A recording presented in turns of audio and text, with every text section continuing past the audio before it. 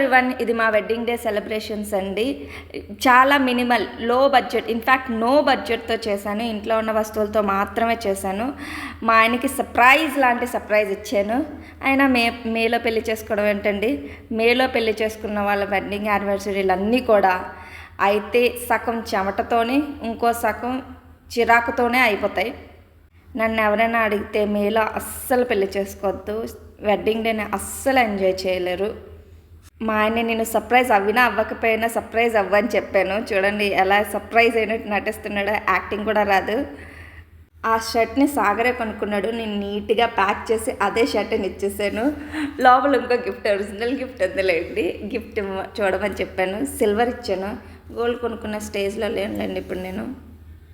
ఆయన మా wedding day రోజు సూర్యుడు పగబట్టి మరి ఎండని సూపర్గా పెంచేస్తాడు. మే 20th. అందుకే ఏసీ రూమ్లో నుంచి, మా ఇంట్లో ఒకే ఒక రూమ్లో ఏసీ ఉంది, ఆ ఏసీ రూమ్లో నుంచి బయటికి రాకుండా సెలబ్రేషన్స్ అన్నీ చేసేసుకున్నాను. మా అమ్మాయికి ఎప్పటికైనా పెద్ద యూట్యూబర్ అవ్వాలని ఆశ అనుకుంటా. వయసులో ఉన్నాం కాబట్టి అప్పుడు తెలియలేదేమో, మా వెడ్డింగ్ డే రోజు నేను బాగానే ఎంజాయ్ చేశాను. కానీ ఇప్పుడు అనిపిస్తుంది, ఇంత ఎండల్లో పిల్లలా చేసుకున్నాం రా బాబు అని. మా వాడు చూడండి, మేమందరం మా బిజీలో మేము ఉంటే వాడు బిజీలో వాడున్నాడు. వాడి లైఫ్ ప్రాబ్లం.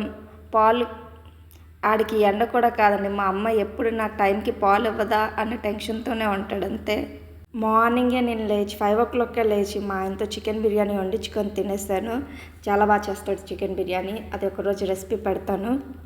యానివర్సరీకి మా ఆయన నాకు ఏం గిఫ్ట్ ఇవ్వలేదండి, నేనే బెటర్ ఇంకా ఏదైనా చిన్నదైనా గిఫ్ట్ ఇచ్చాను. అట్లీస్ట్ నా బర్త్డేకైనా గిఫ్ట్ ఇస్తాడేమో నేను వెయిట్ చేస్తున్నాను.